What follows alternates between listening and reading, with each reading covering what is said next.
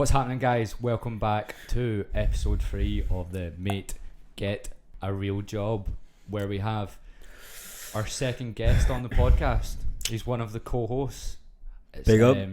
The big man, Jamie Knight. Thanks for having me on. No worries, mate. So we just finished up our second episode. You'll probably notice we're in different clothes from last week's. It's actually the same day. Shut up. But yeah, pretty much we're going to do the exact same theme, except the roles are reversed. I'm now the interviewer and Jamie is the interviewee. First of all, let's just go straight into what the fuck do you do for a job? I'm a bit of fucking aggressive. Explain to me what you actually do. Give me the full deets of your job, because it's pretty different. Yeah, so I think by definition, I am a professional freestyle footballer, and if you were to break that down, it would look like a freestyle football performer, a freestyle football coach, and now a freestyle football content creator.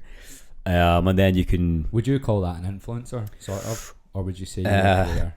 I cannot call myself an influencer. Like, I wouldn't say I'm a sellout, but I don't overly take, like... Yeah, you don't. I put it this way, I don't just work with brands that are, like, extremely close to my, like... You know what I mean? Yeah. Like, as in you don't? No, I don't. You but, do semi-sell out, is that what you're saying? Well, semi-sellout, but I wouldn't Yeah, call it yeah. selling out. Yeah. But yeah, so maybe I'm a bit of an influencer if you sort Yeah, just like that's not your main thing. Like, so you can definitely say, nah, mate, I'm not doing that, because you actually have other work, pretty much.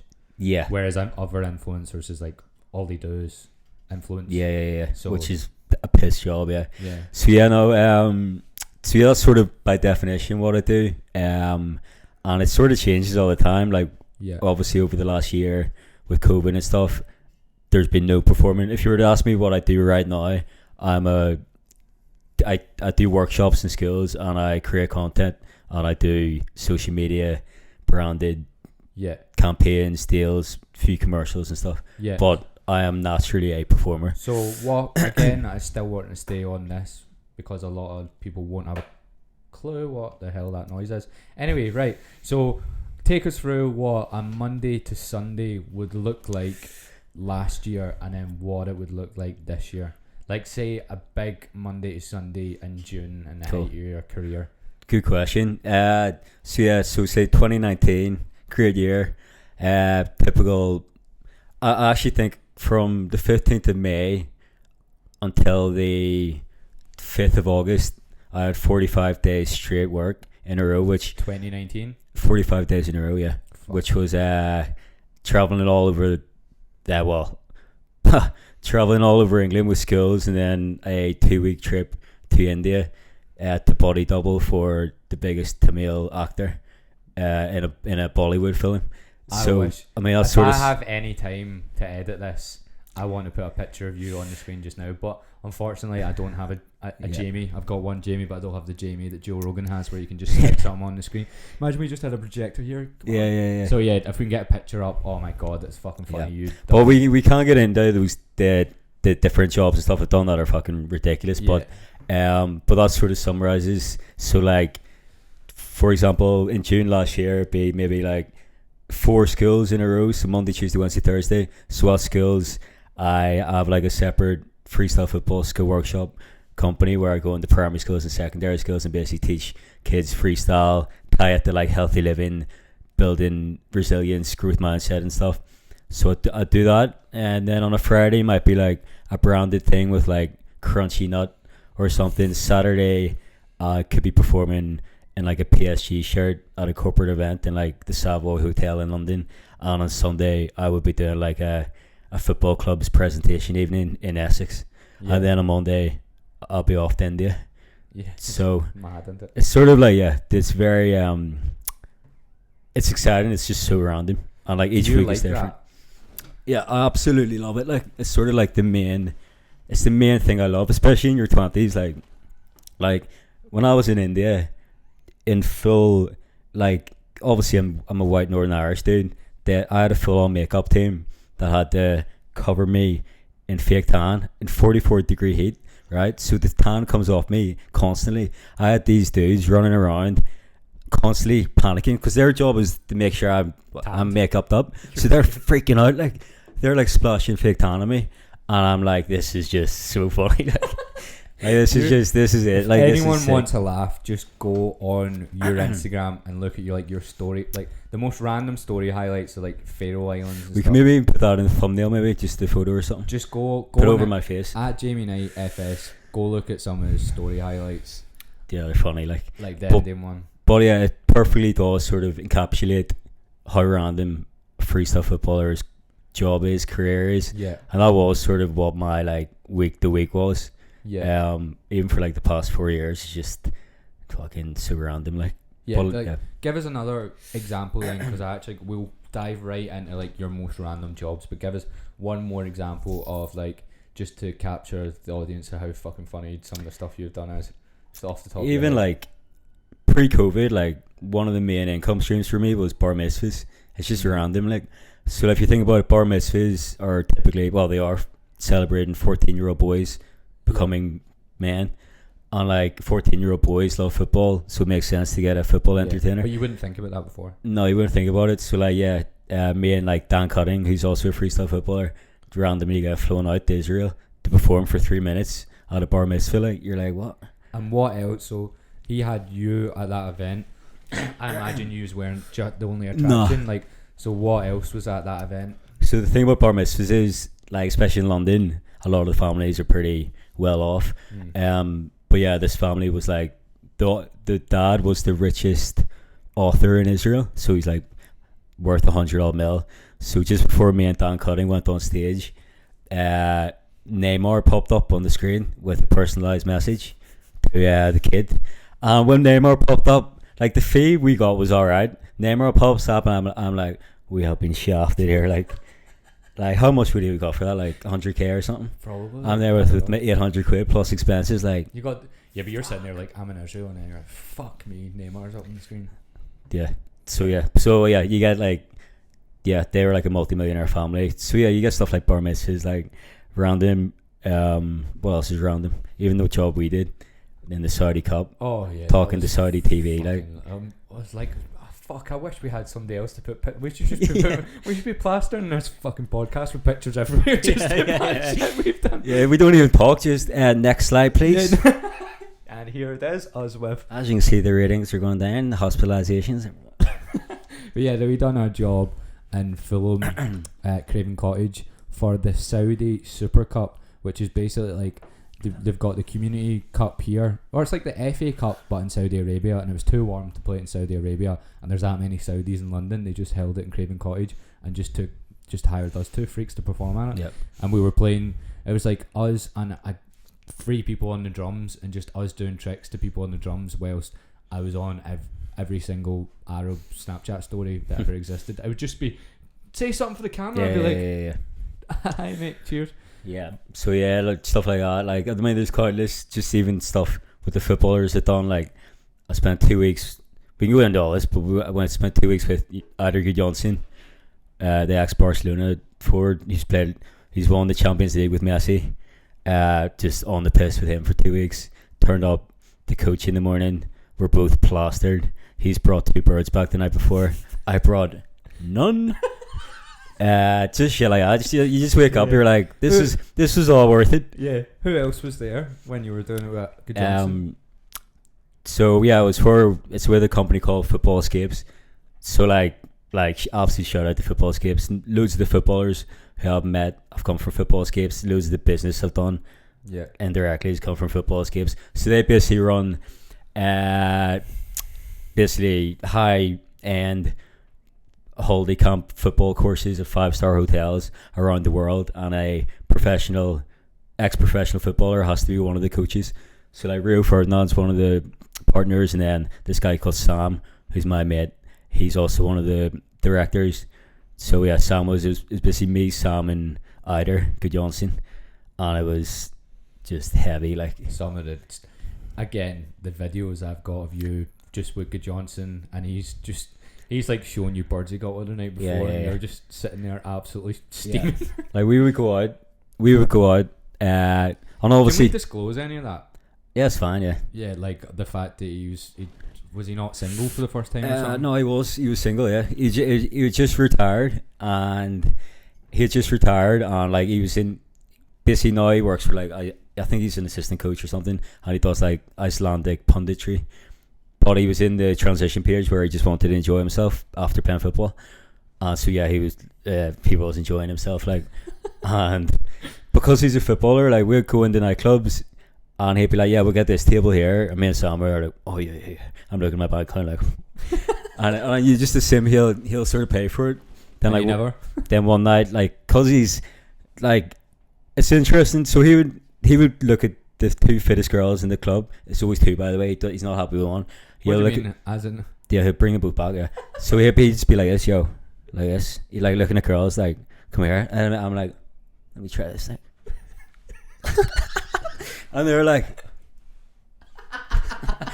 so basically, he'd pull within an hour. He's way home in a taxi. Me and Sam get picked up. We obviously have the security come at the end of the night, and they're like, right guys, that's like $4,000, and we're like. So he was basically just like leaving the table. But see, because he hangs about with people that are that rich, that's probably not an issue. But then then you're like, but you get in your head, oh, I'm a footballer, and then you're not, like, and then you get hit with a $4,000 bill. Then you get the walk of shame home. You realise you're in debt and you've not got a bird. Yeah, a dimple. So yeah, no, that's shit like that. But yeah, that just memories, like, and that's been the best thing about the whole thing. Just like, you obviously want it now. This year I'm definitely more like focused business wise and stuff. But the first three, you're just like, you just want to fill your head up with you just embraced everything for the first few years, didn't you? Because you were just getting all these different. But every single job you've had is like, fuck, I need to appreciate this and like go make. It's like, should you go out after it? Well, when the fuck am I going to be in Dubai with Isaac Johnson again? I have to go out. It's not like you can be like, no, I'm going to get the head down here and not go out on the piss with Isaac Johnson who's just been divorced and is on a mad one. Like, that's not going to come up again. They will like you more for it. Like, out of all most of the celebrities I've met, well, I was going to say I've drank with most of them, but most of them I spent time with, like, the best bits being just getting on pints with them, like Robbie Keane, like with football skips as well. We were in Dubai, spent the week with Robbie Keane every night. Like, we were just having pints, playing like heads up, and shit like that. It's like, but that's how you get to know the people. I could have so easily gone down the super professional, like, oh, I'm an athlete, nah, I'm sorry, like, like, nah, like footballers, them celebs they're not gonna like. And like, we never even talked about football. I think I asked Eric Johnson one question. I was like, what was it like playing with Messi? That was my only question. I asked him about football. What did he say? He was like, he said obviously Messi's amazing, but he said Ronaldinho was the most complete footballer he's ever played with. Right. Messi, but he didn't say he's better than Messi. But he was basically like, nah, Ronaldinho, like, he's the most complete. And I was like, oh, fucking hell. And then that was it. Then we just started talking about like fucking the weather. Well, not the weather. It's a good day for it, isn't it? Either in Dubai. Oh, the sun's out again. Fucking hell, nice. Yeah, Messi, I know. Yeah. So yeah, right. We'll probably go into more of your random jobs. That intro took a bit longer than I thought it would, but to be honest, that's the most interesting shit. Like, hearing about that sort of stuff. That's the stuff I want to hear about. The stuff where I want to have a slideshow playing here. But yeah, what we're gonna do is, how the fuck did you get into that? Is what I want to dive into. So take me back to your childhood. Where are you from? Where did you go to school? Where did you come from? Sorry. So take me back to your school life. I've got so many lyrics. I'm like, shing it back. This coffee's lethal. So in terms of answering the question, getting into freestyle, you do have to go right back, I suppose. Like, so yeah, went to. Where did you come from? Went to primary school, Clarence Hill. Basically, my mum was a maths teacher, and I've got an older brother and sister who also went to the same school. I was actually quite cool in primary school. Was good at sports. Was actually really good at sport in primary school. Like, won like the cross country. Was in the football team. Like, I was like on it. And then, but that's before like you know when birds just be like, well, you're really fit. Like in primary school, I was like, no, because you won the cross country. Then in secondary school, it's like, they stopped calling me fit. I was like, oh fuck, but I can teach women. So and then I went to Methodist College Belfast, which is like a really good grammar school in Northern Ireland, and yeah. Did you had to do exams to get in there, didn't you? Yeah, I had to do the 11 plus. So yeah, like my brother and sister both got A's, and I actually got really ill just before it, and I basically fucked up the exam, but I thought I fucked it up, and I scraped it and got an A. The whole fam. Did you need an A to get in? Yeah, you needed an A to get into Methody, and because my brother and sister were already in and stuff, there was like pressure, like, because yeah, they went to Methody, basically wanted to follow them. Scraped it. The whole family were in absolute tears of joy. Like, are you from a pretty like pressurized family? I don't know if you could call it, I wouldn't say it's pressurized at all. I say it's more like, at the time it can feel pressurized, but really you look back, you're like, I'm so happy my mom was quite strict, maybe with work, because she wasn't strict in loads of other stuff, but in terms of like, you know, exams, because in school, like I was the type of person who had to, when it came to revision, I was revising from 16 weeks out from the exam, like flat out, because I didn't listen the whole year in school. Like I wouldn't messing about, but I'm like just staring at the teacher like, fuck it, I'm just going to revise this later. You know what I mean? Do you think you're quite like me that way then? What I explained, like I can't really concentrate to people talking. Yeah, maybe. I think it's more like, if I know I'm not that interested in it, I'm just not gonna put my head into it. Yeah. Until I need to, because I need to get results. But you'd say you're pretty good at studying then, like if you have to put your head down and I'm like, if just give me loads of words, like even for history, I just honestly just memorize words on the page. I got like 96% to my A-level history, because like my question came up, I just went into left the exam, like literally muscle memory, mind memory or whatever. It's called your memory. Good chat. But so yeah, but yeah, in school did you like school? I did love school, yeah. So like I had quite a lot of mates. Like my mates, we were known as the Ewers. Why?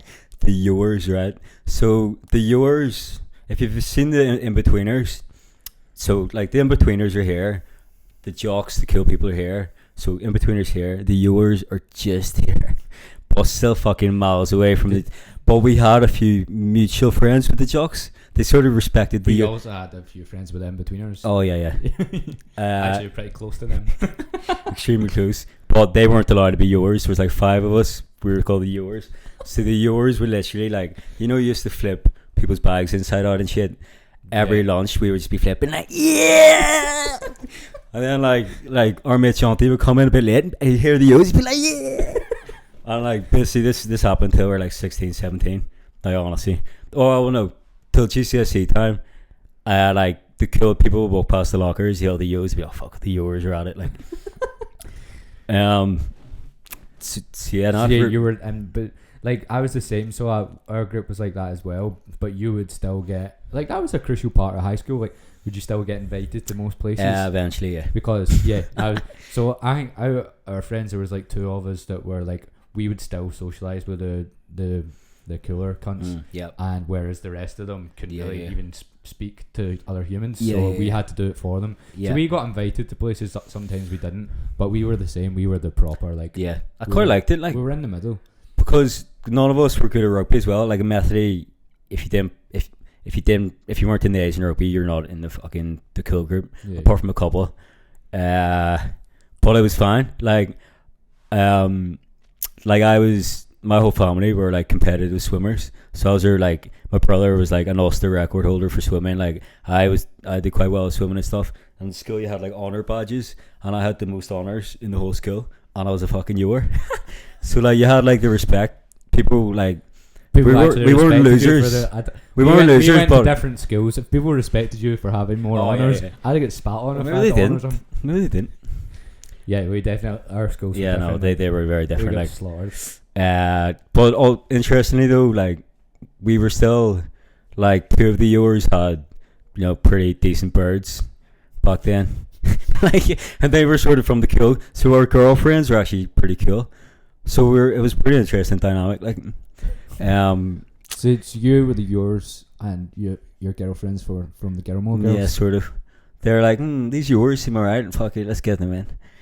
And then you turn their bags upside down. And then what? And then you turn their bags upside down, throw all their stuff out. Draw cocks in their books. Yeah, that was good. Remember that from school. But yeah, into like sixth form and stuff. Yeah, we started getting invited to things. And did you start? What age did you like start drinking at and stuff? Quite late, for like probably 17. Is that? Yeah. We went heavy. Yeah. Is that would be when you first got invited to parties? Yeah. I remember the first party. Me and Hugh and ex you were like in sixth form. We weren't yours anymore, but we were pretty much were. I've never heard this and I love it.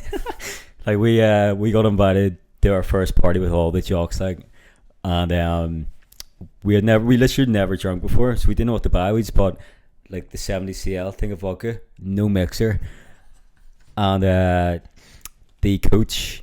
We got on the coach, like the person at the party hired a coach because she lived in the sticks. So everyone came on the coach with their booze. Like, ew. Me and Hugh rock on with a massive. He walks on with a massive bottle of vodka, and I come up behind him with no mixer. Everyone's like, "Did we get absolutely trolled?"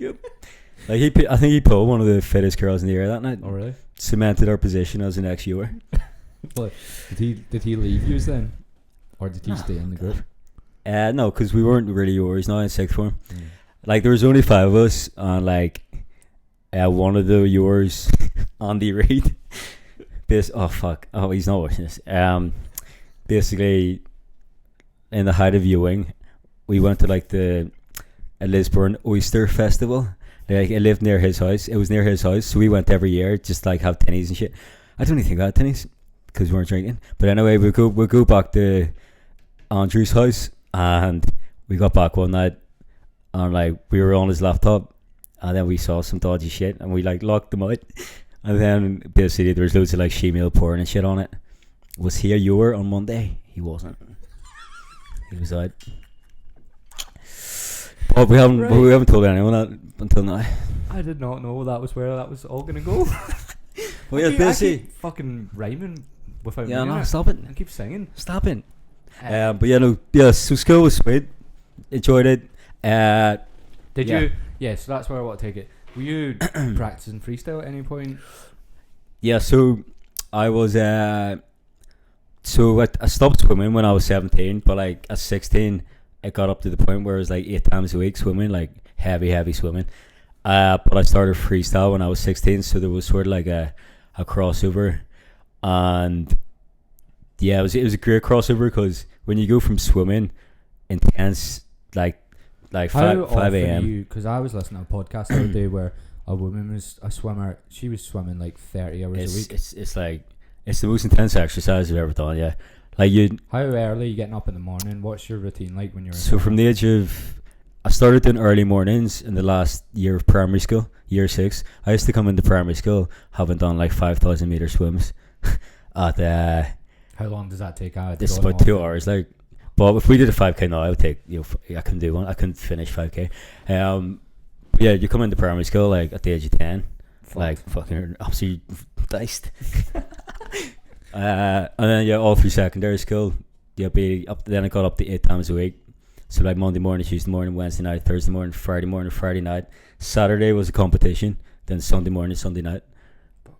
So like going into freestyle, going into keepy uppies from that was a piece of piss. Yeah, it's a piece of piss. Like, wait, I can just train for 3 hours after school, and it's not even training. Like, you train, but you didn't train. You're doing it because you enjoyed it. Didn't you? Like, you're not like, oh, I've got uppers today. You know what I mean? Even though some people did that. Well, for anyone that doesn't know, well, obviously you're not going to know, but training freestyle was literally just like going out for an hour to 2 hours and trying something, and then going in, and then if you didn't get it, do the exact same the next day until you get it. Pretty much, yeah. Or you chat to each other and like forums, just try shit, yeah. Like honestly, I wouldn't even call it training. Like you do it 4 hours a day, but I think You're when just- you get better at it, it's actually training because you can actually do the stuff. But see, at the start, you're literally just be like skateboarding. Like imagine trying to learn a kip up or whatever as a skateboarder. You literally just keep trying it until you can do it. Did I get that wrong? Kickflip, yeah. Kip up's a fucking thing where you get off the ground. And Sounds like good. but yeah, Nice you slowly. you're pretty much just learning a trick by watching other people doing it and trying to copy them. And then you keep doing it until you can do it, and then you keep doing it more until you can do it more consistently, and that's it. And then you put them all together, sort of thing. So you started when you were what age? Freestyle. So I found out it was a sport when I was 16, just like you and pretty much everyone. Like we were on YouTube, came across videos of like this guy called Tuzani, who he basically was the first guy who, because tricks like they were around the world, Maradona did back in the 80s, but he was the first guy who put together like an around the world with this trick called a crossover, and he had never played football before, and it the most important thing was that happened at the start of YouTube. So YouTube was the first like platform where people could upload videos, just whack it on.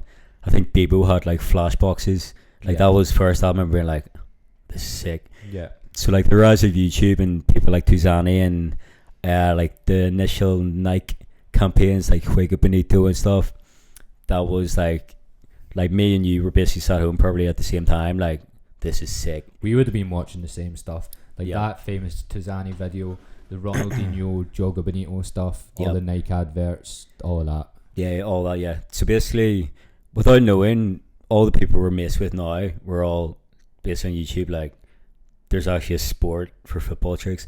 Because before that, I was still doing I was still at 10 years old, I was trying to beat like 100 keep ups. I could do basic tricks. I was always in me, but I just thought, like you said, I was just doing football skills. That's genuinely mad, because I used to set like I could do, before I done freestyle, I could do like 1,000 keepy ups just because I just enjoyed trying to beat a record. So I could do like one trick, but I was so good at keepy ups because I just done it. I just liked doing it, and then they realised there's an actual sport. Yeah. So yeah, when we found that out, you're like, holy good fuck. And then you find out about like the different, like Beyond Football was like the first ever freestyle forum.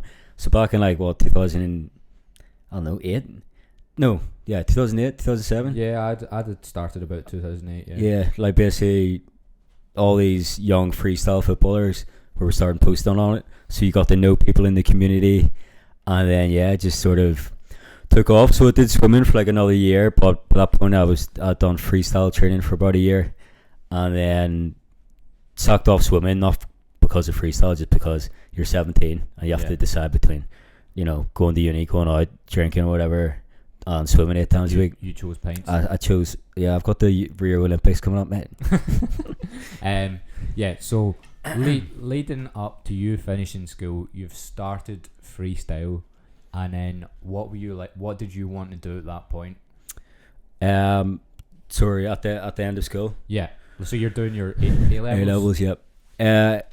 So not a Scooby, to be honest. Yeah. So I was one of those guys in school. Went to the careers fairs. Like, I don't have a clue what I want to do. Like, but freestyle wasn't even remotely in the picture either. But like teachers were like, yeah, that's absolutely fine. Not knowing what you want to do, and I was like, sweet. So I just got my A levels, and then loads of my mates wanted to go to Manchester, and I was like, I got decent enough grades, so I was like, let's just do. I didn't want to do business management because everyone did business management, so I found like quite a niche degree title called International Business Finance Economics at the University of Manchester. So I was like, don't know what to do. This sounds decent. I'll probably get a good job off the back of it. Let's go to Manchester. So me and a few mates went to Manchester. And right, we'll dive right into it, but describe your uni experience in just one sentence. Try keep the sentence within 5 to 10 seconds. So not one word, a sentence. Because I know you can't. One word's tough. I know you can't do one word. You'll be like ostracization.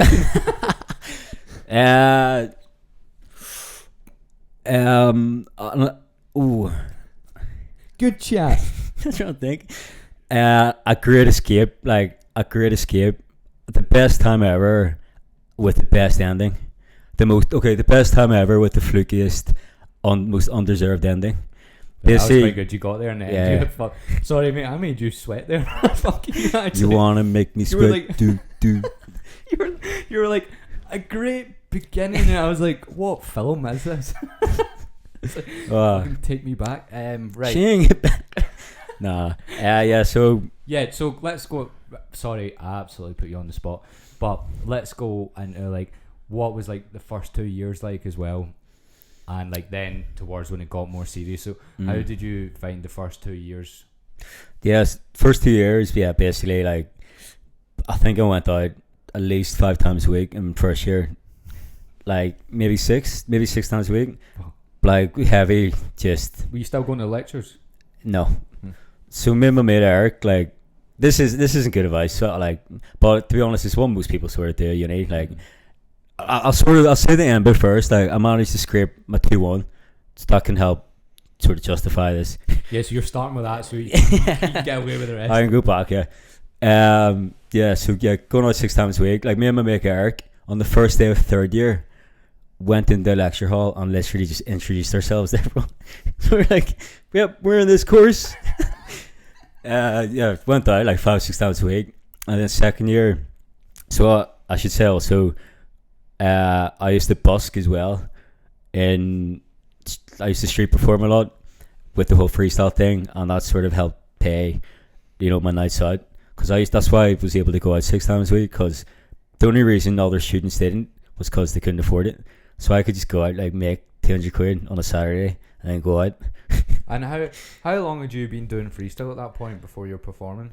Maybe 3 years, maybe. And well, like properly 3 years. Yeah. So you see, when you first started busking, did you make any money? Yeah. So the first time I ever went busking was 2010, April 2010, in Lisburn High Street. My mate. And why Lisburn and not Belfast? Oh yeah, because I didn't want to go into the centre of town, because in front of people you knew. There's loads of people in my year there, and they would have laughed at me. I was the same. I used to go to instead of busking in Glasgow, which is a very good city to busk in, I used to get a 2-hour train to Newcastle. Well, yeah, you had to do it. Like, aka birds on you. I didn't want to see me kicking the ball up and down the street. Like we can sort of tangent on the busking, but like busking, like, yeah, the first few times it's brutal, horrendous. But it's honestly, I've had one of the top 5 times in my life on the street by myself in Dublin with 150 people watching me, just like, this is sick, for 6 hours. You're basically show off for 6 hours, and you get the absolute nicest compliments ever. People come up to you, like, these old ladies come up to you like, that's the most impressive thing I've ever seen. Yeah. Here's €20. Yeah. No, like, that I think let's do what. I'll write that down on the list. We're going to do one full episode on busking. Oh, mate. We'll do an hour, because we've got so much to talk about busking. Yeah. Like, mate. It's just, if people are like, how'd you get so good at performing? How'd you get to where you are busking? Straight up. Singer, dancer, fucking songs keep coming in my head. Right. And anyway, if you could do anything that's performing, go and busk. And if you're a singer, don't just stand at the side of the street, talk to the crowd or something. Like, get out your comfort zone. Like, that's what you need to do. Sick, like we used to busk at the side of the street, then we just got a big speaker and went in the middle of it, and it's literally like life changing. Yep, it's unbelievable. Like, and it's ridiculously good money too. Like Dublin, you were making €500 to €800 a day. So like, when I was like, I don't know what age it was in between uni. Like, I would get a bus down from Belfast on a Thursday morning, stay in a hostel for 3 nights, go back on Sunday, completely by yourself. Yeah. And like, go just make like €2,000 cash, and like you finish a day's busking, put all the money in a suitcase, drag this fucking suitcase through Dublin, where there's like homeless people everywhere. Like, I still remember, like, class times, like, find the Tesco's, the wee coin machines in Tesco's, sit there for like 30 minutes, putting €800 worth of coin into this thing. It takes 20%. Shit. It takes 20% just to use the machine. You basically give the machine 160 quid, quick maths. So what I used to do was bring it all back, put it in money bags, and take it to the bank. Yeah. But like, I used to bring a pillowcase to Newcastle. This is so weird. That's a good way of doing it. Bring a pillowcase, right? And then I'd do 3 days in a row. I would keep putting the money in the pillowcase. And when I was staying in the hostel, I used to sleep with the pillowcase underneath my pillow. with loads of coins. It was dirt. Some of the stuff was. Yeah, man. I was so dirty. Like, people would be asking, like in my hostel room, people would try to talk to me and be like, "Mate, I'm down here. I'm down here for a different reason, and just do not talk to me. I'm absolutely fucked." Yeah, they're looking for me. It's no, okay. Like, oh my god, I would honestly lose 4 kilos, honestly 4 kg over 4 days. Like, I honestly think you'd be touching 3,000 calories a day burning. Like, performing, you'd be doing like 10 shows at least an hour. Put it this way, you can eat whatever the fuck you want when you're. I would have 2 full bougiums, they're called burritos after. I would have tortilla in Newcastle, which is the same thing. Tortilla? Yeah. 2 of those full massive ones. Oh, but yeah, and then you'd stay by yourself in the evening, get up, do it again. You had to get your spot as well at like 7 a.m. I think we may talk about this more, because I think some of this is good, because this is some of the weird stuff we've done to make money or whatever, because we've not went. This is character building sort of shit that we done. Like, we literally used to go stay in a hostel by ourselves for 4 days and busk. Yeah. Like, and not talk to anyone. Yeah. We used to.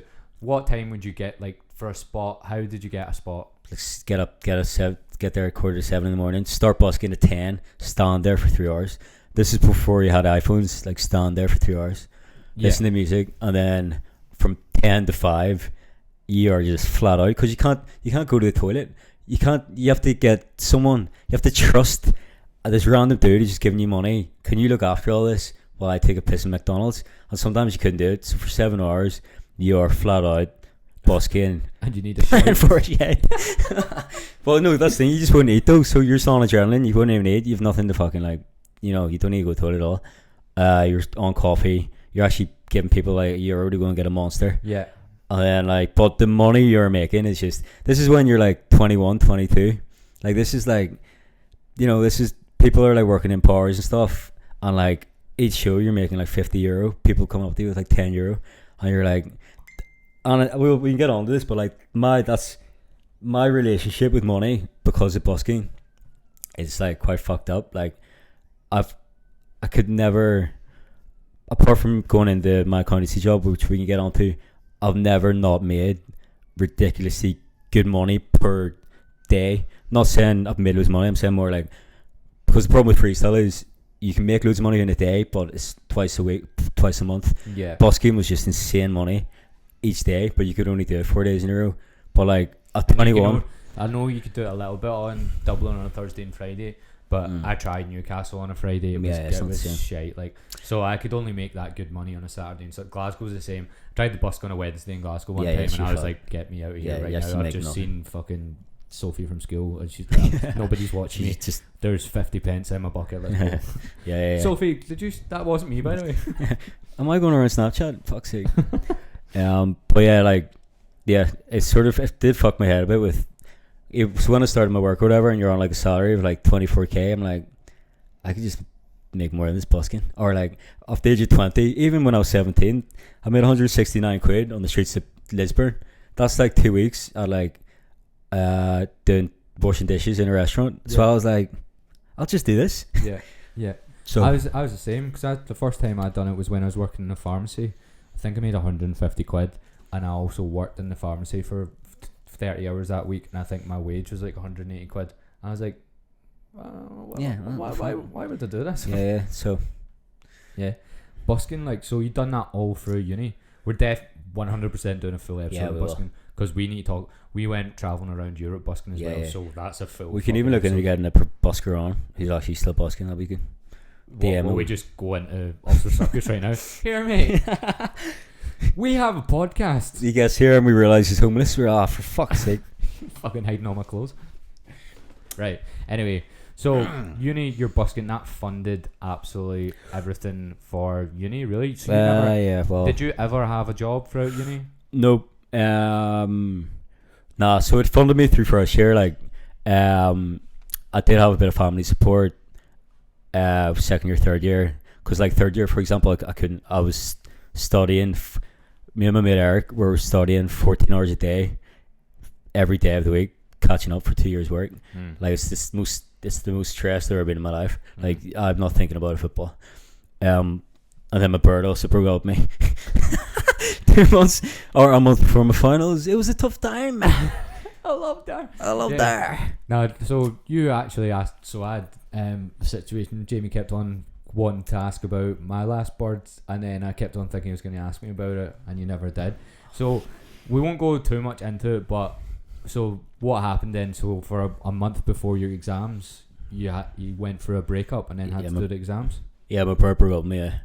Yeah. But yeah, it was just I had to like. Whilst you were like, so you had the stress of not studying for like 3 years on top of that. And basically, I needed to average 65% in all of my uni modules in my final year to get a 2-1, which is hard. Like, so I had like 6 exams, a dissertation to do, and like the lowest I had to get was 65.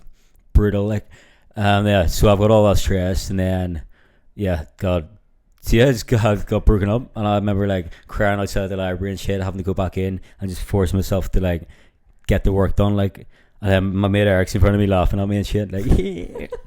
So how do you think you coped with that? Like, do you cope well under like pressurized well, I think I did. Situations?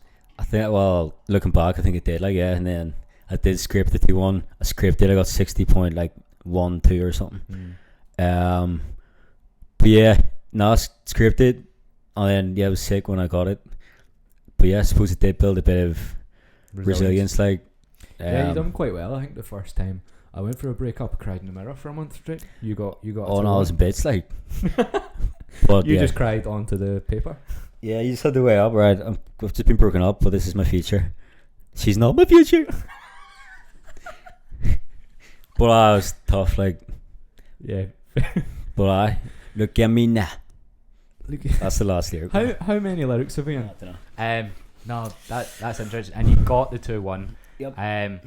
But I did ask you before. Can you? So you're going out 6 days a week.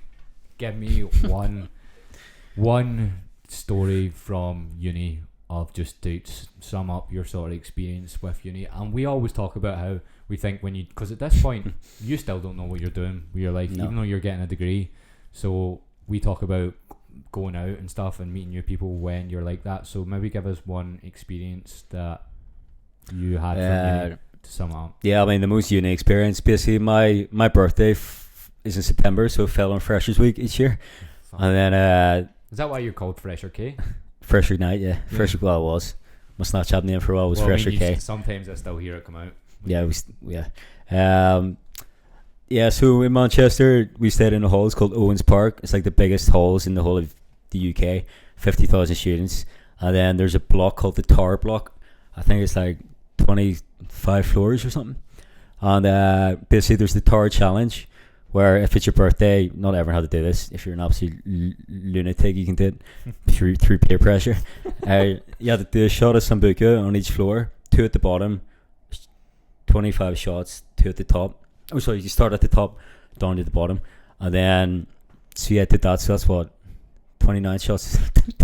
Okay, so you are like, but I had the whole of my uni halls, about 50 of us behind me on the staircase, like, doing like, wait, so you done this by yourself? No. So I've got I stayed in a place called Mall. So there's 50 of us. It's quite small. So all 50 of us, I was obviously at the front doing the shots. Everyone was behind me like, go on, Fresher! Like doing the whole uni thing, like, Fresher! And then like we were standing in a thing called M8. And it was so cringy. Everyone would be like, M8. And then exactly what I thought uni was like, basically. Yeah, no, it was the most uni thing ever. Like we all had like our Facebook t-shirts where you had to write like your interests, and like it'd be like, what's your type? It'd be like, yo, big baby, yeah. Oh shit. Oh fuck. Oh shit. And then so I did all the shots, and then at the bottom, because I was obviously pissed, everyone made it up there like, mate, you have to get naked now. So I got completely naked, and then I got chased around uni campus by 2 security guards. And I was like, I'm just doing the Tower Challenge, not knowing they just stitched me up. So what did they catch you? Yeah, they caught me. Then there's photos on Facebook. I don't know how they're still there. Like, will we get that up? Do you mean? But that was pretty. As far as uni goes, but when they caught you, what happened? Oh, so they caught me. But then, obviously, when they caught me, they knew I wasn't like doing I wasn't in any danger or anything. I was just pissed on my birthday, like, and they're I can't remember, but they were like having a laugh and Right. shit. They were like, "Mate, put your clothes back on," and everyone had their phones out. Oh. Loads of people walked past with their phones out, and they're starkers. So yeah, that was pretty uni, like Yeah. Well, that for our is. university. Fuck. That's Thanks. funny. I think you've told me that story, but I'm always 10 pints deep by the time you tell me it, so I always forget. But yeah, good to do it. Like you need, looking back, it's good. Like Yeah. good to have it done. So Done it. now we're finished uni, and you don't have a fucking clue what you're gonna do you? So Yeah. like, this is probably when I think this is when me and you met. I had probably met you- 2014. Yeah, I would have met you around Yeah, when it's you were 2014. finishing your uni exams. And what did you want to do when you left? Yeah, so luckily I got my 2-1, but because I had to work so hard for it, basically what you're meant to do is in your final year, you're meant to be applying for like internships and stuff because you're probably going to get your 2-1. So Yeah. you apply basically on the basis you've already got it. I couldn't do that because I had to work my ass off. So when I finished, I didn't have a job lined up. So I was like, right, I knew I had to apply for jobs, so I went back to Belfast for a year. Were you there a full year? A full year, yeah. Well, yeah, over a year. Oh, until we went into Berlin. It was from like August 2014 to October 2015. Fuck. But so I just spent that whole year. I had like a couple mates in Belfast, like my mate Puffin was there, but it was quite a weird time. And like my mum, like I was applying for jobs every day, like internships, grad schemes. But then interestingly, and also I was dealing with the breakup. This is quite important. So like I was dealing with the breakup, and like it sort of came back. We nearly got back together and stuff, and then it was absolutely finalized, done in the dirt. So I was like absolutely gutted. Like on the floor. Yeah. We are never getting back together. We are not. So basically I was applying for jobs all day, but to deal with the breakup and the pain, I managed to secure a sports hall in Belfast for free. They let me use it 4 days a week, 5 hours a day, and I would spend all 20 hours in the sports hall. And that came about just as Instagram was going quite hot. So I was training like an absolute madman, like whilst also, you know, in the early days of Instagram, I shout out, you get 10k. Yeah. Within 5 months, I had 20k on Insta, and like because you get all this like fucking And all these followers, you're like, oh, I'm going to keep doing it. So I got to like a ridiculously good level in my year off, and that's when I started being like, oh fuck, you know, like what's this could be a bit like, follower thing. well, yeah, just the level I was getting to as well with freestyle, and then like it was my family were sort of catching on to it too. Like they were like, look, you can practice, but like, you know, make sure you've prepared for this telephone interview with like Barclays, and I'm like, yeah. But like in my head, I'm like, oh fuck, here, this is starting to fucking. And was that getting you through the breakup as well? Oh yeah, so it sounds gay, but like if that never happened, I would never have trained as much. Yeah. At all. It was just, and it sorted me right out. Like, but then eventually I was getting like Instagram famous. So I was like, yo, I don't need you. Get out of my way. And then also at that time I was street performing like mad. Like that's when I was doing the Thursdays, the Sundays, like making good money as well. So I was like, I moved to Dublin. Remember I moved to Dublin for a month just to street perform.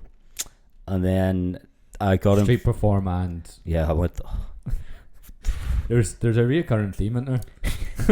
Yeah, so street performing and pints. I was meant to be street performing to save up because I was going to go travelling with my mate around Southeast Asia, and like I was meant to do 4 weeks in Dublin straight out, and I did 2 weeks every day, like made about, I don't know, like 5k cash euros, and then I was basically living with this girl, and then all her mates were right above us, and like I just got to know them all and came Were back. they in uni or what? No, they were all working actually.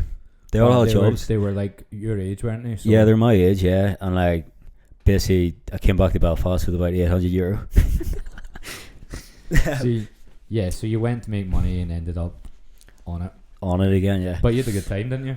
Had a great time, and then when I was in Dublin, basically I won this online freestyle competition because my level got so good from all the busking and like in the sports hall, and it was the Red Bull World Cup in Beijing in 2015. So that was my first. This is when I'm applying for jobs and stuff, and I just got this opportunity that was like, you know, you're competing in front of the Great Wall of China, Red Bull. I got sponsored by like this ball called Mamba Ball, paid me $2,000 to wear a t-shirt, and that's when it hit me. I was like, this is an option here. Like this is, because I was good enough to be like, yo, I should be here, sort of thing. Yeah. So then I came back from that, like, but by that point, sorry, I had already lined up. I'd finally got my like grad job that was starting. Which was what? Accountancy. So I got a job as a trainee accountant that was starting in November 2015. When did you find out for that? I think it was just before I went to Dublin, so like April. So I had 6 months. Yeah, that's why I booked traveling and stuff. But basically, as soon as I got the job, I just went full into freestyle for that 6 months before I started work. And then like in my head, I'm like, yeah, I remember you made a website and stuff like that, didn't you? Yeah. I pretty much gone professional just to like, cause I just wanted to. Yeah. Like professional, like basically street performing, like flat out full time street performer basically. Yeah. And did these competitions and shit, getting loads of followers, and then so. Yeah. Fair. And then so what did you do in between November? Where did you go? Where did you come from, Continental? Yeah, so me and my mate went travelling like over the summer after Dublin, like Southeast Asia and all, which is class. This is Hugh from the yours, by the way. Yeah, this is Hugh from the yours. Might be watching. Probably isn't. Yeah. Maybe it is. No, he's not. Rabbit. So anyway, did travelling 5 weeks, fucking class time, like I had a class time. And then me and yourself went traveling, interrailing around Europe. That was basically like my last hurrah to like fucking my normal life before I started the slog in London. Yeah, I can remember some of the conversations when we were away, just like, this is my last. Like how depressing. Yeah, you're like 18 to 23 or whatever. Like obviously, yeah. You probably didn't realize from 23 till 28, or you're turning 28 now. Yeah, or you're nearly 29, but you probably didn't realize that over these 5 years you've had fun as well. But then you were like, I'm going into Monday to Friday. I remember, yeah. I'd be like, here, mate, we've been drinking 2 weeks in a row. Maybe take today off. And you're like, I'm never gonna be able to go out again. I'm gonna get bored and I'm gonna live in Kent. Do you know what I mean? Pretty much. Work 9 to 5. I'm not gonna have a life. Working 9 to 5. Yeah. I wasn't looking forward to it, to be honest. I felt like, oh shit, here we go. I was just putting it all off, like, because you genuinely hadn't had a real job. No, I've never had a real job before that. All the money I've ever made in my life was from street performing. We do this podcast. Yeah, completely opposite to you, who had all that experience, like bar work and stuff. Never done it. I'd made enough money in my like late teens and early 20s from street performing and doing the odd performance or whatever. So this is me going like entry level trainee accountant for a company called PKF. Started salary 24k, I think, which in London is it's the equivalent of about maybe 12k in Belfast or something. Yeah, but what actually comes in your account, like 1800? I can't remember. Yeah, maybe. Which is fucking hard to get by in London on. Yeah, like my rent was 800. Yeah, so a grand to live off. You didn't have much money, disposable income, like. But yeah, I remember just flying over to London, like, fuck me, is this it? Like, but I was excited in a way because loads of my uni mates were here doing like, you know, grad schemes and they're having a great time. But I think it's just more like I just knew deep down, like I just didn't fucking. It just wasn't. Did your degree wasn't anything to do with accountancy, or was it? No, but it was a general like business finance degree, so you can walk into those sort of jobs from having it.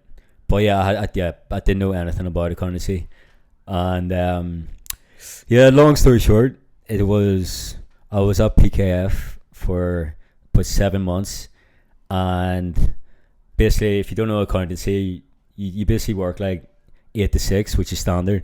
But then on the side, you have to do your ACA qualifications. To become a chartered accountant, you have to pass all 15, and they're notoriously difficult, like really difficult. So my week would be like get up at like 5:30, revise to 7, go to work 8 to 6, come home. I live right beside Canary Wharf basically, and come home, have my dinner, go back, revise to 12, and then do it 5 days a week, and then work all weekend. Because some people get accountancy. Like I had never failed an exam in my life before it, but I was like, I just could not get my head around it. And it was in our contract at work. If you failed one exam, you're out. Like it's that cut through, yeah.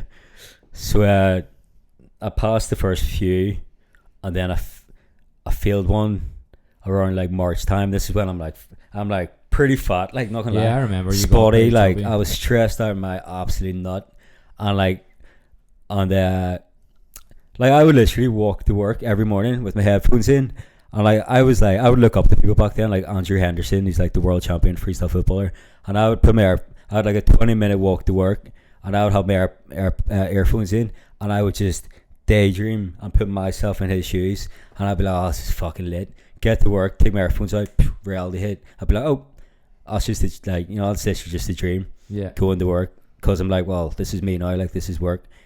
So yeah, that was my daily routine. And then I eventually failed an exam, and then my work, because they really like me, they're like, look, we can give you another chance. And that was the first stage. I was like, fuck, I do have a bit of an escape here. Like I didn't purposely fail the next one, but I was like, and it was like May time, June time, like it was Euro 2016 and stuff, and I was like, yeah, fuck. which is like summertime is basically peak money time for freestylers. Yeah.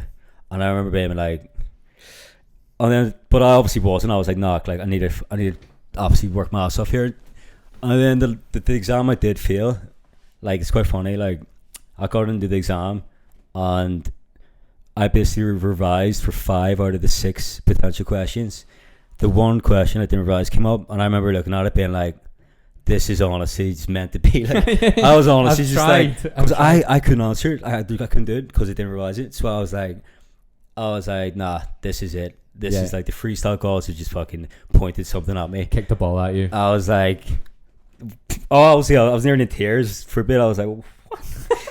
And then I was like, see, I went into work, and they were basically about to fire me, but unless I really, really, really wanted to stay, they were like, unless you cried, they were like, look, we will give you another chance here, but you need to really work out if you want to do it. And then I was just like, here, fucking hell, like this is if I don't do it now. So then you had like I had like 2 4-hour phone calls with my mum. The first, because by that point I did have my mind up. I was like, nah, I'm going for freestyle. And the first 4 hours was like her not shouting at me, but like, be like, what are you doing? Because she obviously, like, my family don't know the ins and outs of freestyle football and stuff. And then the next 4-hour phone call was like her, like, fully being supportive, being like, all right, let's fucking go for it. Like, first phone call is like, what the fuck? Yeah. This is like a shock and stuff. One's like, yeah, so well, like, look, because they know I've made my mind up, so they're like, you just need to go all balls in, like. Yeah, I suppose once you've made your mind up, it's more about supporting you into it rather, because you're going to do it. Yeah. Like, you're literally going to do it. Exactly. So how did that go then after that? Like, so how did you transition into doing freestyle? Because from being an accountant to performing at events, how the fuck are you going to work? Mine's is pretty easy. Mine's is start posting about like fitness and hope you get some clients. Yours is like, how are you going to be like, here mate, I do this job where I kick a ball up and down, can I perform at your event? Like, how do you get into that? What's important to mention is I hadn't touched the ball for 3 months because of how stressed I was with work. I was working flat out trying to pass these exams. I was fat, spotty, not athletic, but oh my god, see the first day, see when you've actually got closure that you're doing it. Like basically the day before I was in accounting, the next day I wasn't. And everyone was behind me.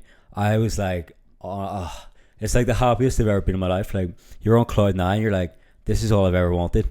And you're like, you don't even worry about how fucked you are, because like, all I ever wanted. But I just remember being like, I need to speak to Dan Wood, because Dan Wood was the president of the Freestyle Football Federation. First thing I did, I was ringing him up. I was like, mate, do you want to get a pint? I just need to tell you something. Met Dan Wood like the next day, and I was like, do you have anything floating about here just to get me off the ground? Yeah. And That's something Yeah. you're very good at, is like meeting people that can get you potential work. And although it's Over like, a pint. yeah, I hate the word, what do you call that? Fucking networking. I hate that word, but you just genuinely make good contacts. But you don't network. You don't go, here, mate, I do this. You genuinely become mates with mates people with that them, are yeah. good contacts to have. Yeah. And it's not like you use Danwood, you like him. Yeah, and yeah. you like having pints with him. And he was someone that could get you work, and you're good at stuff like that. Yeah, yeah, pretty much. Yeah, I met him, and he was with the then commercial head for the Freestyle Football Federation, this guy called Steve.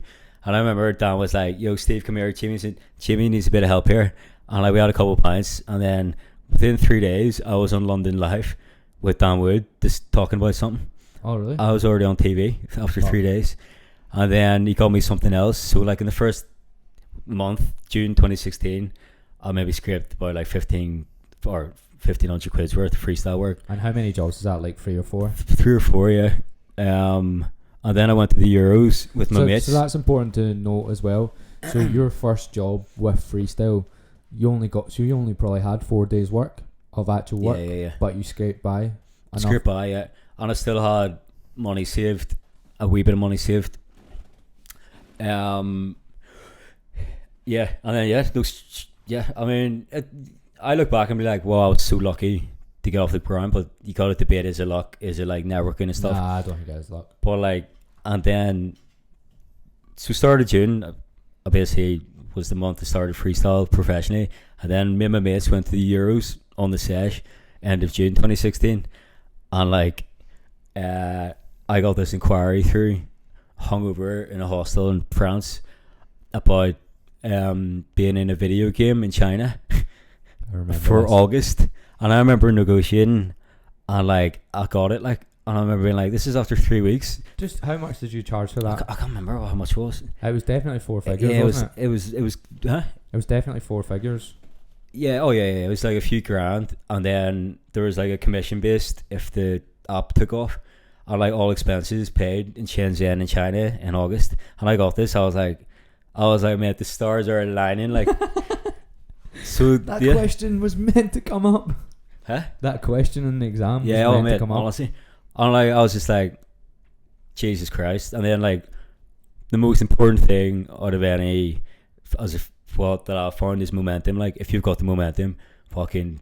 So I got back from the Euros, and she was just like, right, I've got a bit of security here. Like, let's just keep plugging. Like, yeah, meet people, meet up with Dan Wood again. Like, what's he got? And I was training like mad as well, just making sure I was good. Posting on social media. Not really getting any money from it. Like, I remember at the Euros, there's this company called freebets.co.uk, and we agreed on £150 fee, and I had to do 2 videos for them when it was in the Euros. So there's videos of me like on the pints at the games wearing my free pets t-shirt, because I had to do 2 videos for 150 quid, just to like, so it can add up, just to get me by like in the first few months. Do you know what's quite funny? Do you know my first ever experience with TikTok? Do you know what I'm going to say here? First ever experience with was when we went. Brutal. When I lived in Australia, he came over for 2 weeks, and one day, and just bear in mind, continuous steam, we were steaming the full 2 weeks, and about 10 days in, he just looks at me and goes, we're in Noosa in Queensland, and he goes, you need to film a TikTok for me today. It took us 3 hours. The conditions were nobody under the age of 18 was to be in any of the background, and we were trying to film on a holiday resort with loads. So every time I'd film you, there'd be a fucking kid would be in the background. You go, here, I got it. I was like, no, fucking 4-year-old just walked in. We'll have to do it again. And you had to film it all, so it was like one take, then move on to the next one. You couldn't cut and edit after, and it was. I've never been more angry in my life at someone than you that day. But we did get through that. That was torture. Yeah, we got through it once, and then you deleted it all by mistake, and I had to do it all again. Yeah, just never do work on holiday. Just a lesson. Like, just leave it. Just have a good time. Yeah. So what happened after the Euros? You went to Beijing. Yeah. So I got a decent bit of work in July actually, like JD jobs from like contacts that already had like fan. So you're meeting people, but what else are you actually doing to get work?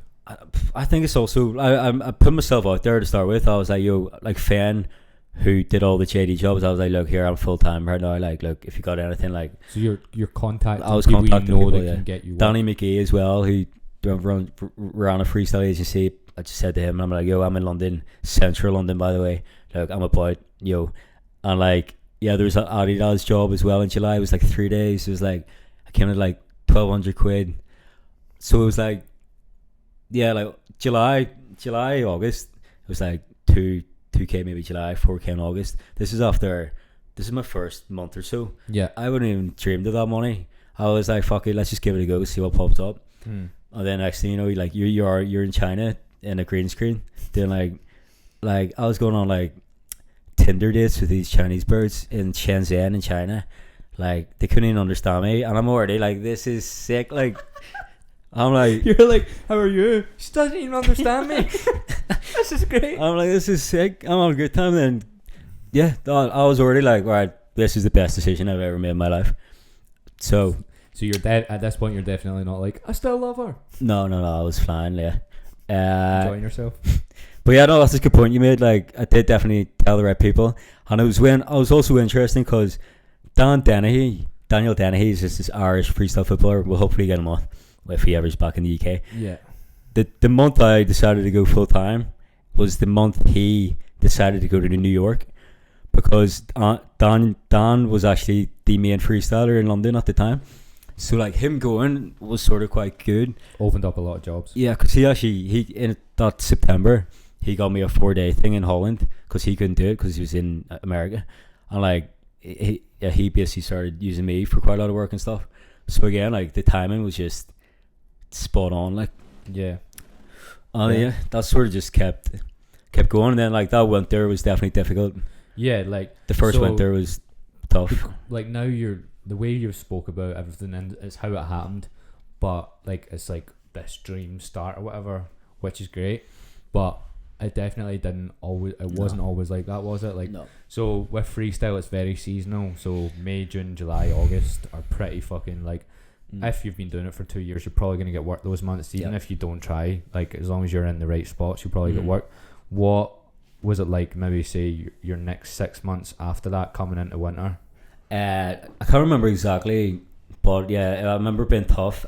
Like, because you know me, you know I'm obsessed with my spreadsheet, and like, I've actually got a photo memory. I'm actually trying to look back to like 2016 November, and I've actually got some like even October 2016. I remember I did some for Dan Wood, and it was like, this is like 2 jobs a month type of thing. Yeah, like 1,500 quid max.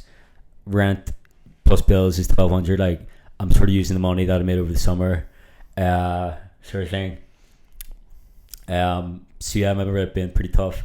Like, you're doing like some 250 jobs just to like scrape it. Yeah. And then 2017, like, started 2017 January, I think the lowest I've ever made in a month was 250 quid, and it was January 2017. Blake, I did a bar mitzvah with Andrew Walding. And how are you getting by at this point if you're on I can't remember like how much money I had as like an emergency.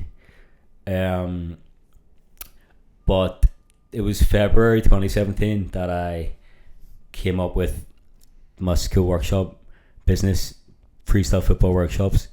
So basically, like, I've always liked doing workshops, teaching kids freestyle and stuff. Basically, you soon realize after a few shit months, you're like, okay, I need to like find a niche here. Like, I need to like, you know, come up with something here. It's all well and good those jobs coming up, but there's going to be a point where they don't come. Yeah, that was like the fair. Because it is like, it's like luck, isn't it? It is. You can't rely on it. Performing, there's a semi bit of luck. Like, yeah, like, you're not going to get the big jobs all the time. Like, there's going to be months where they don't come up. Yeah, it should be an add-on. Like, so yeah, I came up with freestyle football. It's called Freestyle Football Workshops. Really creative name. So I basically go into primary schools and secondary schools and do freestyle football workshops. So set that up as like a company and everything. February 2017, and then got a bit of interest straight away from it, really. And then it was the combination of really a few workshops now a month plus a few performances now a month. And that was more your banker, the workshops then, that became your thing, and then the other stuff was to help. Yep. because you have to wait for performances to come to you. And with the skills, all of a sudden I bought like a database of 15,000 skills of someone for like 100 quid. I had like, if I really wanted to, I can just work through them and email, cold call them, like if I really wanted to. And that's also when I started doing Google Ads as well, which was an absolute savior too. And you done some mad stuff. Like Jamie got me to come down and help him do exhibition. Remember, 3 days we tried to sell freestyle workshops to people. Remember? Oh yeah. In Birmingham. Yeah. Did we go out the full time? Yeah. Was that 2017? That was 2018. It was when I came back from 2018. Asia, because I just vaguely remember you telling me after 10 pints that I was fat and I had nothing going for me. That was funny. Basically, there was a mix-up as well where I didn't realise it was an exhibition we were going. I thought we were performing at the You thought I was exhibition. paying you. Yeah, so you were like, yeah, it's going to be 1,200 quid. And I thought you meant that's 3 days of freestyle work. I'm getting That's 400 quid a decent, day. right. Where you were actually like, no, this is costing you 1,200 quid and I'm there for free for 3 days. And you were like, but I'll buy you pints. And I was like, fuck aye. Or I'll give you a few skills if we get any. Yeah, and you were like, well, you're fat and you got nothing going for you anyway, so you may as well come. I was like, fair enough. Then we were hungover as fuck the next day. Yeah. So yeah, no, so we started doing bits and pieces with skills workshops, which helped. Yeah, like I said, it gave me an extra sort of stream. But then, yeah, it's basically that was sort of nice. I was making a bit of money here and there, but I wasn't off the mark. And then I just had a few good, like meeting like Sam from Football Escapes, for example. That was March 2017 at a random event. And he was actually working for someone else at the time. He wasn't actually meant to do this. He's like, yo, here, mate, me and Bobby Zamora and Rio Ferdinand have set up this separate company. Like, we'll get you to Dubai. Like, here's my business card. So next day I met him. So all of a sudden that was my first big connection into like pro footballers and all that, and like traveling, going to Dubai and stuff. So that was a big contact.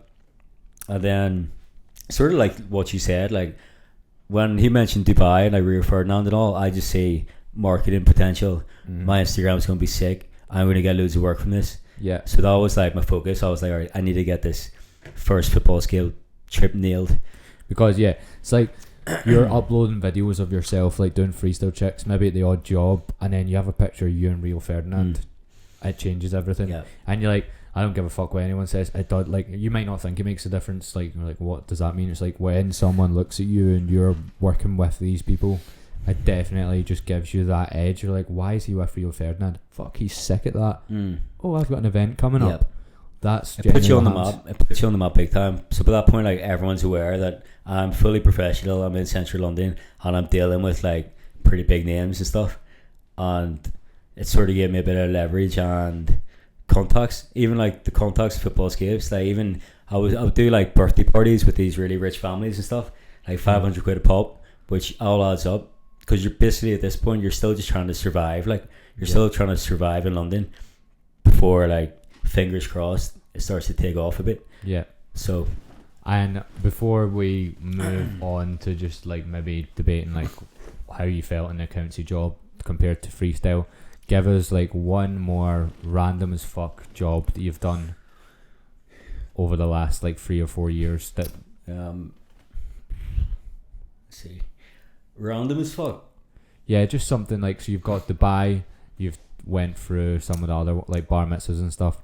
The India one. It's not really random, but so on the 3rd of June 2017, I performed on the pitch at the UEFA Champions League final, and it was exactly 1 year since I quit my job.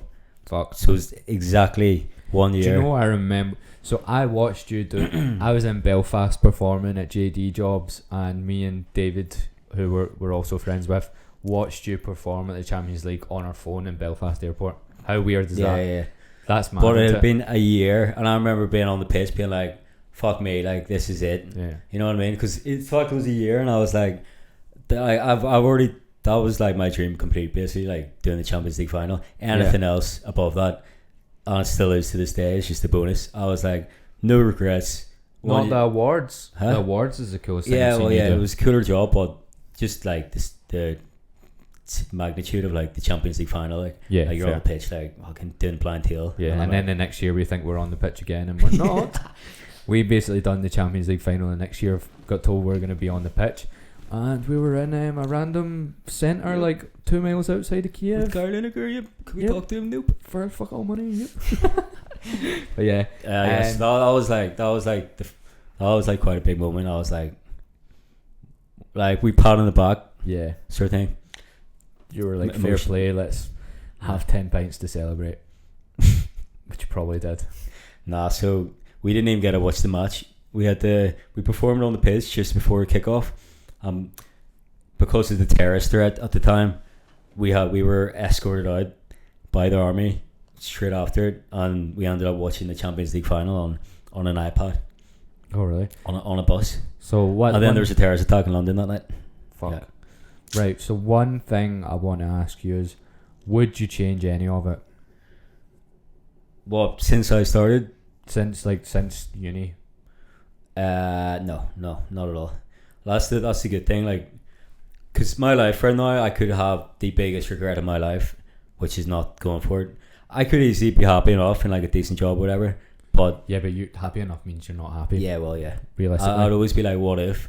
And deep down, I would have known as well that I would have been good at it, but no one would believe you. They'd be like, oh, mate, you didn't go for it. Like, Yeah. shut up. Yeah. You know what I mean? So I suppose that's the best thing. I don't have any regrets right now at all, which Yeah. is like quite nice. Yeah. Like, so I don't think it would have changed anything. If anything, I'm like so surprised at how quote unquote lucky I got at Yeah. the start and the Yeah. connections I managed to get. Fair. So But again, I honestly don't think any of that's luck. That's just down to you going for you, it. you make your own luck, I suppose. Yeah. Definitely. Like I think, and like, what do you think the main difference between working for the job was and yourself? Like, what were the positives of having a real job and the positive or the negatives of not having a real job? Because there is still negatives as well. Yeah. I mean, yeah. One of the main things, but when I talk about when I used to have a grad job and I worked in an office, I actually loved the office. I actually loved it. Getting free coffee, chatting to everyone. Like, it's quite like a social environment. Like, it was class. Like, we had like 6 of us who were all graduates, went out all the time together. Like, it was class. It was just the actual like accountancy work that I couldn't do. Yeah. So like, if I had been in any other grad job that I could actually do the work, I would say, for instance, you reckon you got like a marketing job I or would something, still you'd be be I would fine? still be there now. Yeah. Do you think? Yeah, because I enjoyed. I was just because basically I'm not the guy who took the risk. I because I basically bottled it until I was basically about to get fired, and then I was like, here, on you go, son. Like, do you want to go for this or not, you dick? Like, You got thrown into the risk. so I got thrown into it. Then I was like, I've made like a wee pussy jump, like, oh, I'll go. But like, how my balls would have been like, nah, I'm not going to do this kind of job. I know deep down I want to do freestyle. So in a way, like, I'm not even the best guy to talk to about fucking growing a set Why of balls. did you want to start a podcast about it? But it is funny though. I had the perfect opportunity to go for it. I'm not the guy to speak to. Let's just make a podcast about it and get other people on. I'm going to be sat there like, no, actually, how the fuck did you do that? Like, I don't know if I fucking Scooby Doo. Right, so I think most of that is so interesting. I think we've had quite similar paths in some way as well. Just with the way we've attacked it. Like, we just like when we've got given an op, like when I get sacked as well, I was like, man, let's fucking do this. Is that a movie quote again? Yeah. But if you've got one piece of advice for anyone that's in like a sort of similar position, that's maybe, because I think you had something that was semi-started, whereas mine's hadn't even started yet. You had something like, like on the fire in the background. If you know anyone that would be in that position, what would your advice be? sorry, say the first bit again. So like someone who's like got a job, but they have something that's kind of like there's something there that they could work on. Yeah. Like what you did. What would your one piece of advice be? Be self-aware and actually be like, right, am I really good at this thing? Because you need to be a bit selfish as well, and like partial yourself and be like, am I honestly that sick at it to do it? Because like with me, I had people are like, wow, like you're doing really well now. Like, well, that's mad. You've only been doing it professionally 3 years. Like, no, I was on a street at 17, like honing my craft, not knowing like I was going to do it. So it was 10 years of absolute graft, perfecting my skill level to be in a position. Because no one's going to hire you if you're shit. No one's, especially in freestyle, no one's going to hire you if you're half decent and you can't even like go for a pint with a client and stuff. Yeah. So I was like, right, I can do that. I can do that. I can do that. I can do that. I said, have the pints. I love the pints. I love pints. Freestyle. What can you do? No, pint. But you know what I mean? So you need to have that, like, it isn't for everyone, but like if you're like, hang on a sec, if you're like sat at your desk like itching and you're like, nah, I'm too good at this other thing, then like just do yourself a favor and do it. Like, go at least taste it, try it. Like when I was in an office, I felt like I was in like a slingshot. You know when you pull back a slingshot, I felt like I was just there, like ready. There was something sick on the other side. If you're watching the video version right now, you actually just lean back in that chair as if you're gonna go across the room. But I had actually sat there like, alright, I felt like I was so close to having this sick shit happen to me, but I wasn't doing it yet, and I was like, mate, like fucking wise up. Like I was just trembling on my desk, like nah, because I was shit at accounting. I was just shit. I was like the shit person in the office who shit at his job. Yeah. But deep down, I was like, I'm fucking sick of this shit here. Yeah. Like, so when you've got something like, I think in your head, you know. Yeah, you do. Yeah. You know. Yeah. And once you have that feeling, it's about you have to do it. Like, and like speak to the right people about it too. Like, don't. It's a bit vague. People are like, surround yourself with the right people. Like, chances are, like, if you went to uni, you're gonna be friend. Like me, most of my mates have normal grad like jobs, really good jobs, doing really well. Go out at the weekends. Like, if you want to go into like this self-employed, like free spirit mode, it's probably not ideal having mates like that. Yeah. But like, so even though like that didn't bother me, it made it a bit harder because you're sort of on your own. Yeah. So I think like it is definitely helpful to have more people that can just straight off the back support you and like, yeah. I think that's why we're doing this podcast right now, because when you first started, we would talk every day. Because I was sort of trying to do it, just not on the level you were. So you would send me stuff and go, what do you think of this or whatever. You'd send me your emails back to clients when you'd maybe came in higher and be like, what do you think of this? Should I send this? So like you definitely done that as well. Do you know what I mean? Yeah. Like you went and found other people that are doing it, like, or doing their own thing. And even when I became self-employed again, like the person I talked to the most is probably you. I don't even talk to online PTs. I actually talk to you more because I reckon. Yeah, sometimes you only need that one person really. Yeah. Just to like reassure you or like be like nah, go for it, lad. Yeah. You big legend. Or that's an absolutely terrible idea. Yeah, terrible idea, mate. Oh, don't start a freestyle business trying to sell DVDs to people in India. Fuck, that was a good one. Like. But yeah, no, I'd say those are my two main bits. If you do know, you know. If you know, you know. Like, and you like, know. And yeah, just do yourself a favor and like, be smart about it too. Like, don't like people have this heaven idea of like, I quit my job, but really you do need to have money saved up. You do need to have the initial connections that you sort of do, but you can build all those whilst you're slogging away at like your job you don't want to be in. You need to sort of do all your homework and then be like, you don't have to wait till it's perfect, but you do need to like have a bit of an idea, a plan, and if you don't have a plan, be unbelievably talented and good at the thing you want to do, so you don't need contacts. And if you're not unbelievably talented yet and you still want to go for it, understand that you're gonna have to put in a lot of work to get the talent. Just be prepared to work your ass off. But then again, it comes down to if it's the thing you're passionate about, it's not work, is it? Like even this year hopefully will be my busiest yet, and it's like my mate will be like, are you working tomorrow? I'm like, nah. He's like, I thought you were at school. I'm like, oh yeah, I'm at school, yeah. You know, it's like if that's how you speak, you're onto the right thing.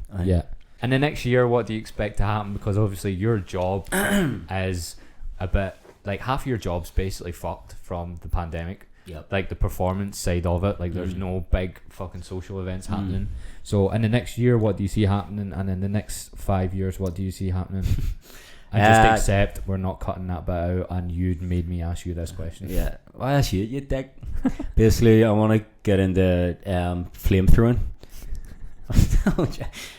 I want to get into fire juggling and move to Ukraine. Join us next week, guys. I actually thought you were going to be serious there. Like, I thought you were going to start juggling flames if you had a ball. So next year. Well, there's definitely a lyric for flamethrowing. Yeah, probably. Surprised it's not just came out yet. It's Katy Perry, innit? That's it. Fireworks, that's fireworks. Answer the fucking question. So it's been good in the way that the year after the year after a pandemic, it's looking pretty good. I think like if you were just a freestyle performer, I think you're absolutely sniggered. I think you needed to go out on a niche. Like I managed to get my TikTok up about 70k. You're on 200k. So yeah, I managed to make a bit basically like a different revenue stream with the social stuff, and the skills. There's definitely going to be a big demand because basically I think child obesity is not its highest in the UK because of lockdown. Yeah. So like primary schools are literally like, yo, can you like please get in here and teach this kid a rocket launcher? So I think that should see a big surge in that, which is good, and then hopefully just performances come back in the mix, and just try and like. What about 5 years from now? Because like, not being funny, you've got maybe a cap on how much you can perform till. Like you can't really be 38 and doing performances and stuff. So where do you see yourself in 5 years? I see myself doing this now until I'm about 35, flat out skills, performing and social, because like I mean the money can be like very good if you like it, and there's not really any going back now, is there? No. And basically my plan was 2019, 2020, 2021 up until I was 30. I wanted to have 3 flat out like big fat years, but then Corona happened, so now like that's been moved forward. So now like 2021, 2022.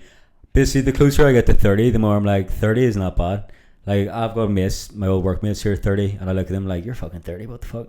So like you need to get away from the fact that 30 is old. Yeah. And like as long as you're in good nick and you're healthy and your business is doing well, fuck 30, just keep going. Yeah, I think everyone thinks his 30 is the mortgage year and all that. It's like, I'm so over that. Like I don't. Then it's 35. Like 35 is the new 21. I don't think I'll ever get a mortgage, to be honest. Nah, same. I'll just stick with my not real job and see what happens. Yeah, this podcast, mate. I'll go to Bali. Why do you? I'm 48. Yeah, Ballymena morning.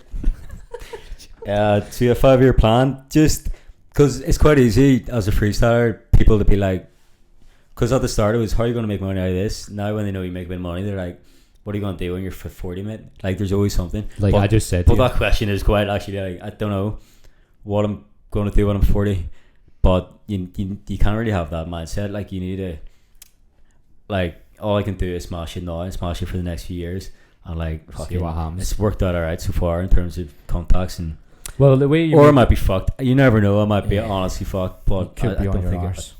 But that's the whole fun of it, isn't it? I'm gonna be here with a real job, mate. Next week, JB. I really don't want to look back at this when I'm 40 and be like, mate, just you should have sacked it off then. call Mark. But I mean, that's the plan. So, is there anything you want to touch on before we wrap this up? That's nice of you. That's the big man. Touch on. I'll finish with a wee bit of advice. Wisdom from your yourself, from Fresher Cave, one of the yours. Fresher Night, one of the yours. I'll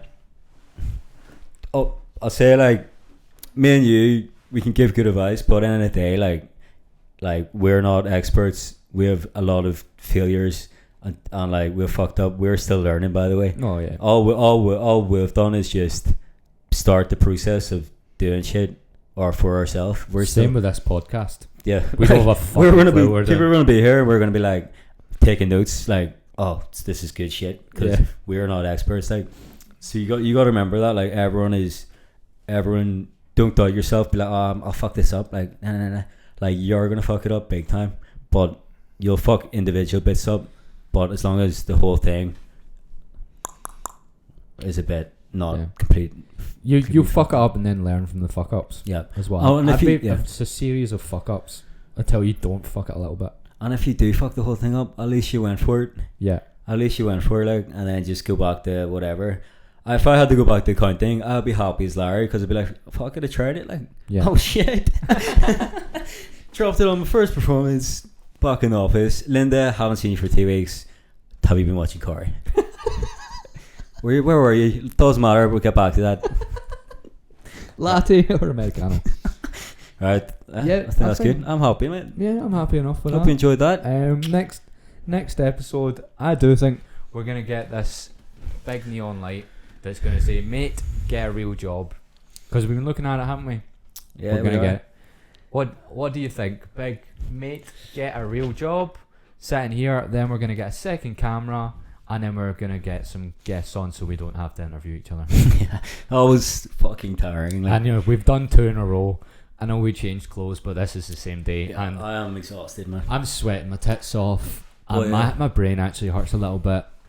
And I'm starting to think this is a nice lolly. I'm getting delusional. I'm like, sorry. Right. Anyway, again, as usual, if you want to share it anywhere, share it on your Instagram stories, subscribe on YouTube, rate or whatever you do on Spotify and Apple, and we'll see you in the next episode. See you later. See you in a bit. Yeah.